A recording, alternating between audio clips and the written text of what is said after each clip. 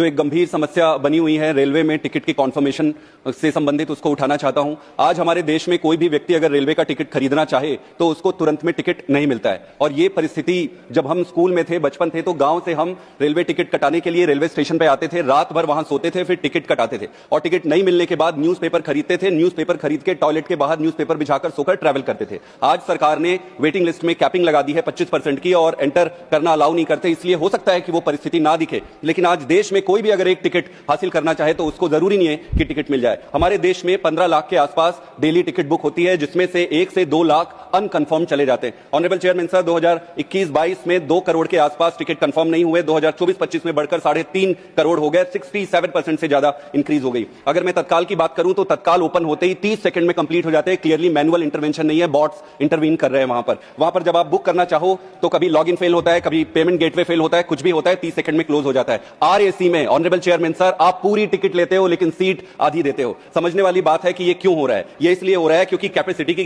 काफी डेफिसिट है, ट्रैक्स की कमी है, कोच की कमी है, पुराने ट्रैक्स के कारण स्पीड लिमिटेशंस है, सेफ्टी डिवाइसेज में प्रॉब्लम है, सेफ्टी डिवाइसेज है ही नहीं। ऑनरेबल चेयरमैन सर, आपको जानकर ये आश्चर्य होगा कि 1950 में हमारे देश की जनसंख्या 36 करोड़ के आसपास थी और तब 53,600 लंबी रेलवे ट्रैक थी। आज 140 करोड़ से ज्यादा पॉपुलेशन हो गई और only 69,000 kilometre of route railway lines we have. That clearly shows कि हम ग्रो बिल्कुल नहीं किए। हमें 1,20,000 किलोमीटर चाहिए। अगर इस स्पीड से हम बढ़ते रहे तो हमें 20 साल चाहिए जो रिक्वायर्ड ट्रैक है उसको पूरा करने के लिए। नंबर ऑफ कोचेज जो हमारे पास 84,000 है, हमें चाहिए 1,20,000 कोचेज। इस रफ्तार से चले तो हमें 5 साल और चाहिए। सेफ्टी डिवाइस में अगर कवच की बात करें तो अगर इस स्पीड से चले तो हमें क्लियरली 15 साल 200 साल और चाहिए कवच को पूरा करने के लिए। तो क्लियरली यहां पे इंफ्रास्ट्रक्चर पे पैसा नहीं डाला जा रहा है। इस स्पीड से अगर चले तो सिर्फ डिमांड को कंप्लीट करने के लिए हमें 20 से 25 साल चाहिए। हम हर बार डिस्ट्रैक्ट कर देते हैं वंदे भारत से और बुलेट ट्रेन से। हमें डिस्ट्रैक्ट नहीं होना है, वो एक अलग जरूरत है, वो पैरेलल चलनी चाहिए, लेकिन बेसिक रिक्वायरमेंट है,